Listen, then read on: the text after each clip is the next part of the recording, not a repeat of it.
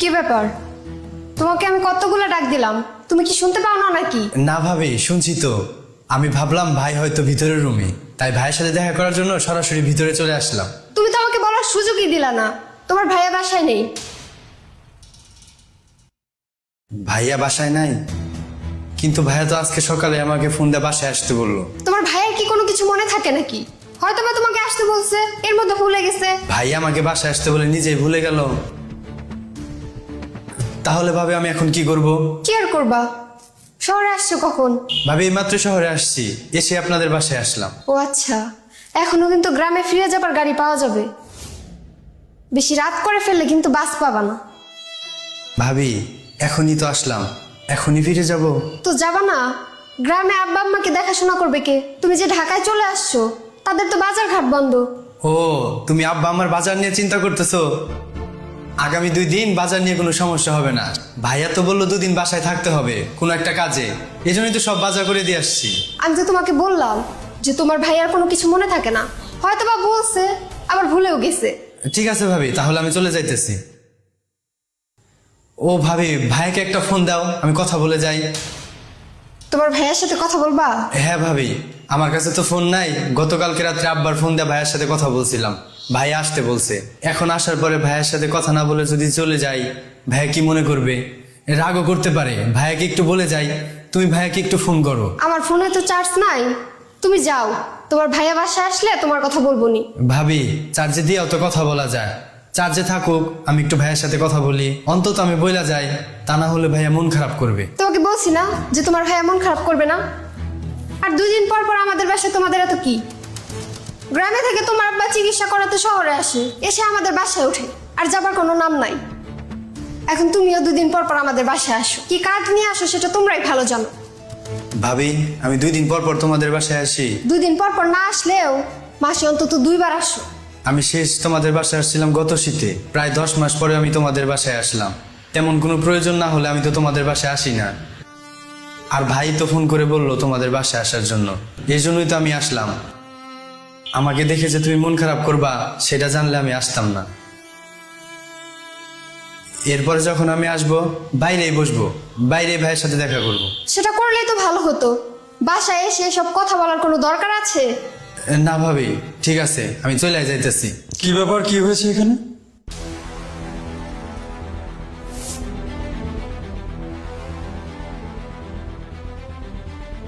ভাইয়া তুমি বাসায় আছো? হ্যাঁ বাসায় তো, আমি সারাদিনই তো বাসায়। তোকে না আজকে সকাল সকাল চলে আসতে বললাম, তুই আসতে এত দেরি করলি কেন? আসছি তো অনেকক্ষণ আগেই, কিন্তু ভাবি বলল। আমি বললাম যে এত দূর থেকে আসছো, ঠান্ডা ঠান্ডা একটু শরবত খাও, তারপর না হয় তোমার ভাইয়ের সাথে কথা বলো। তো শরবত এখনো করে দাওনি? দেখছি না তো। না না, করতেই তো যাচ্ছিলাম। কাউসারকে একটু জিজ্ঞেস করলাম যে আব্বা আম্মা কেমন আছে। আচ্ছা, আব্বা আমার খোঁজ খবর নিচ্ছিলা? তো আব্বা আম্মা কেমন আছে? হ্যাঁ, তুমি ওকে জিজ্ঞেস করেছো না আব্বা আম্মা কেমন আছে? ও তো উত্তর দিয়েছে, সেটা আমাকে বলো, আব্বা আম্মা কেমন আছে? আব্বা আম্মা কেমন আছে? ভালো আছে, অনেক ভালো আছে। আচ্ছা, আব্বা আম্মা তাহলে ভালো আছেন। আর কি কি খবর নিলা শুনি একটু। হ্যাঁ, কানে কি শুনতে পাচ্ছ না? আমি জিজ্ঞেস করলাম যে আর কি কি খবর নিলা গ্রামের, একটু বলো শুনি। আর কি কি খবর নিলাম কাউসার? কি ব্যাপার, কথা বলতেছিস না কেন? কি কি খবর নিল তোর ভাবি? আচ্ছা ঠিক আছে, তোমরা দুজনে বসো, আমি তোমাদের জন্য ঠান্ডা ঠান্ডা শরবত নিয়ে আসতেছি। না না, কই যাচ্ছ, দাঁড়াও। আব্বা আমার আরেকটু খোঁজ খবর নাও, তারপরে যাও। কি হয়েছে বলো তো? আমার আব্বা 2 দিন পর পর অসুস্থ হয়ে ঢাকা শহরে আসে, তারপর চিকিৎসার নাম করে আমাদের বাসায় এসে ওঠে। যাওয়ার কোনো নামই নেয় না, তাই না?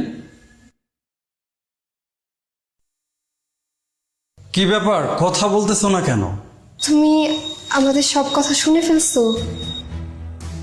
আমি আসলে ওইভাবে বলতে চাইনি। যেটা বলছো সেটা তো শুনলামই।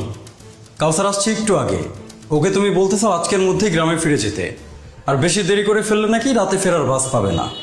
ওর আজকের মধ্যে ফিরে যাবার এত কিসের ঠেকা বলো তো? ওকে ঢাকা শহরে ভেসে আসছে, এখানে ওর থাকার কোনো জায়গা নেই, এজন্য ওর আজকের মধ্যে ফিরে যেতে হবে। নাকি আমি এই বাসাটা যৌতুকে শ্বশুর বাড়ি থেকে নিয়েছি? যে আমার ভাই আসলে আমার বাসায় থাকতে পারবে না, আর আমিও তোমাকে কিছু বলতে পারবো না?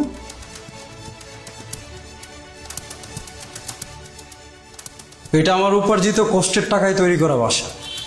এখানে আমার ভাই আসবে, আমার বাবা আসবে, মা আসবে, সেটা নিয়ে তোমার এত কষ্ট থাকতে পারে বলে তো আমার মনে হয় না। যদি তোমাদের বাড়িতে ঘর জামাই থাকতাম, আমার ভাইকে কথা শোনাতা, আমার বাবাকে মাকে কথা শোনাতা, হয়তো মেনে নিতাম। ঘর জামাই তো না আমি, কথা বলার মুখ আমার আছে। এই যে এত কষ্ট করি, কার জন্য করি? তোমার জন্য করি, ওদের জন্যও করি। কেউ তো কারো থেকে কম না, তোমরা সবাই আমার আপন। এখন তোমার চোখে যদি ওরা কাটা হয়ে যায়, সেটা তো সমস্যার বিষয়। আমার বাড়ি গাড়ি টাকা পয়সা সব কিছু তুমি একাই পেয়ে বসছো, তাদের কোনো হক নেই। যদি তুমি এমনটা মনে করো, তাহলে তুমি বোকার স্বর্গে বাস করতেছো। ভাইয়া থাক, ভাবি আমাকে কিছু বলে নাই, তুমি ভাবিকে কিছু বলো না। এই তুই থাম, তোর কেউ কিছু বলতে বলছে? তোকে আমি আমার বাসায় আসতে বলছি একটা দরকারে। তুই বাসায় আসবি, 5-7 দিন থাকবি, তোর ভাবি তোকে আদর যত্ন করবে, তারপরে তুই বাড়িতে যাবি। তুই সকালে আসছিস, বিকালে আমার বাড়ি থেকে বের হয়ে যাবে, এই জন্য তোরা আসতে বলছি। এটা যে একটা সমস্যার বিষয়, তুই বুঝতেছিস না? বুঝতেছিস না? আমি তো বুঝতেছি। আমি আসলে ওভাবে বলিনি, তুমি কিছু মনে করো না। না না, আমি কি মনে করব? আমি তো কিছু মনে করছি না। মনে করবে তো আমার ভাই। আজকে না হয় ও ছোট, কিছুদিন পর বিয়ে করবে, বাচ্চা কাচ্চা হবে, তারপর জীবনের একটা সময় গিয়ে ও মনে করবে ওর ভাই কাপুরুষ।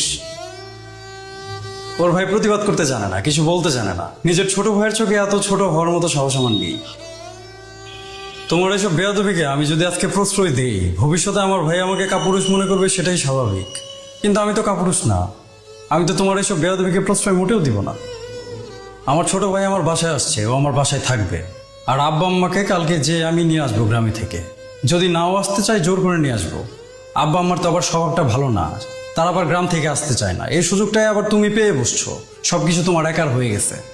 এখন আমি কি করবো? আব্বা আম্মাকে জোর করে বাসায় নিয়ে আসবো, তারা এই বাসায় থাকবে। তুমি একটা কাজ করো, তোমার ব্যাগটা গুছিয়ে বাড়িতে চলে যাও। আমি তোমার আব্বার সাথে কথা বলে তোমাকে পরে নিয়ে আসবো। বাড়িতে যাব মানে? মানে তোমাদের বাড়িতে যাবা? তোমাদের বাড়ি চেনো না? যাও। আমি পরবর্তীতে তোমার আব্বা আম্মার সাথে এই বিষয়ে কথা বলবো, কথা বলে তারপর তোমাকে নিয়ে আসবো। যদি তুমি আমার বাবা মাকে নিজের বাবা মা মনে করো, আমার ভাইকে নিজের ভাই মনে করো, তাহলে তোমার পরিবারের লোকজনের সাথে কথা বলে আমি সেভাবে তোমাকে সসম্মানে নিয়ে আসবো।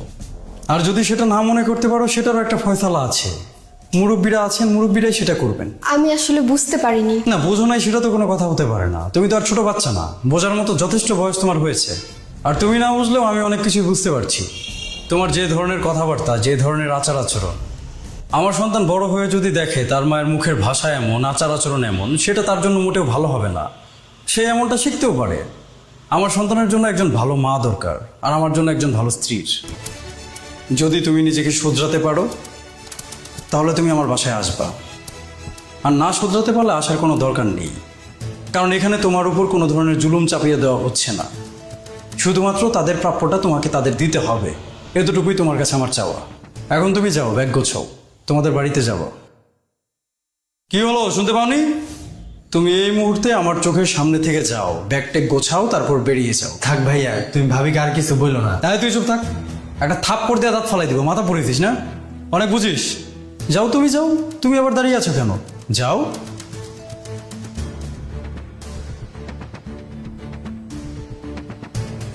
ভাইয়া, ভাবি অনেক কষ্ট পাইছে। তোর ভাবি যে কষ্ট পাচ্ছে সেটা আমি বুঝি, কিন্তু তার ব্যবহারে তোরাও তো কষ্ট পাস, সেটাও তো তার বোঝা উচিত। সে যখন তোদের কষ্টটা বুঝবে, তোদের প্রাপ্য সম্মানটা তোদের দিবে, তখন তার প্রাপ্য সম্মানটাও আমি তাকে দিব।